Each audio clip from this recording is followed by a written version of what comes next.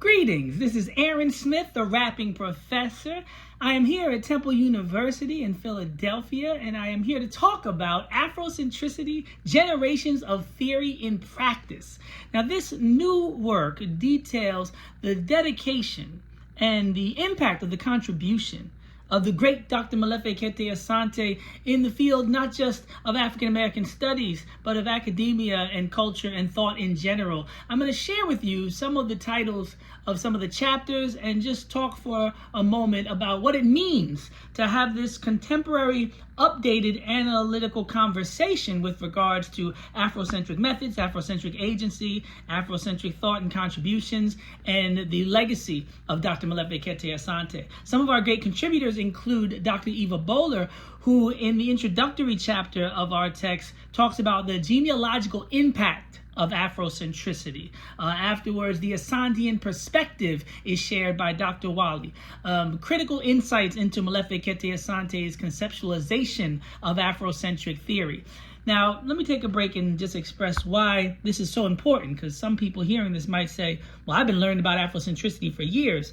And I think it's critically important that we keep in mind those who are first encountering some of these methodologies and even some of these authors and modes of thought. So we have to think about the new generation in order to maintain consistency in our foundational understanding of the methodology. That's why some of these updates and newer contributions are of critical importance.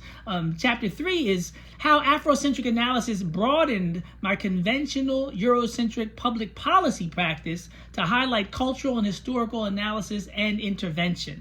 And that's by Dr. Almanor out of Seton Hall. Then next we have the racial ladder and ma'aticity. Of course, when we talk about ma'at, we're talking about truth, harmony, reciprocity, and balance from ancient Kemet.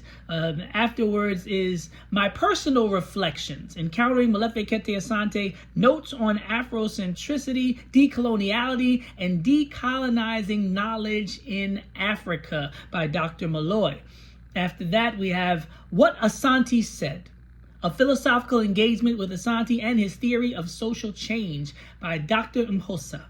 Next, we have Aiming at the Canon in Pursuit of More Accurate Context, Afrocentricity as a Disruptive Technology. And that's the chapter that I contributed. And in that chapter, I talk about some of the practical application potential in this emerging world of increased usage of technology and artificial intelligence. And lastly, a special treat, the diverse keys to the creation of the PhD in Black Studies.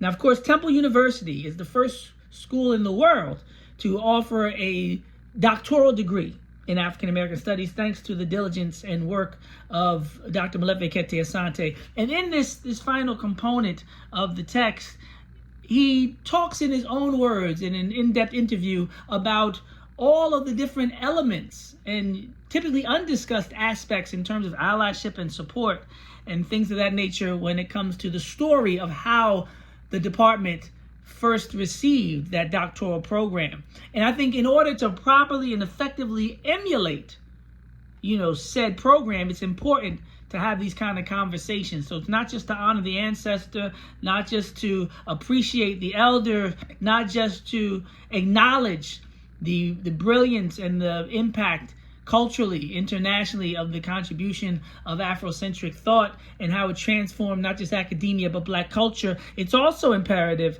that we hear directly from Dr. Ph.D.Assistant in order to create the next person who wants to advocate for Afrocentric agency in their academic spaces throughout the world. So again, I hope that you enjoy Afrocentricity, Generations of Theory in Practice. Again, I am Aaron Smith, BKA Jabali Ade, the rapping professor, currently at Temple University as an assistant professor in the Department of Africology and African American Studies. And I really hope that you are able to share the importance of this work with as many people as possible, because we do notice that a lot of times in recent years, people with other perspectives and even from other movements will latch on and even try to take from this radical Black tradition, this Afrocentric tradition, and claim it and redistribute it in ways that slightly distort the realities of the history and sometimes the methodologies themselves. So it's important for us when we talk about the JED, to really have that kind of undergirding, that kind of grounding of a theory. And in order to do that, we have to exert the agency to speak for ourselves as often and as thoroughly and forcefully as possible. And Afrocentricity, Generations of Theory in Practice, display the ways that we put agency to work and really show that Afrocentricity is not a passing fad or not something to be diluted or misunderstood or watered down, but it's something that's here to stay. And for that, we are extremely grateful and thankful for Dr. Ph.D.Assistant. And thank you for the whole family at Universal Right for understanding the importance of a work like this at a time such as now.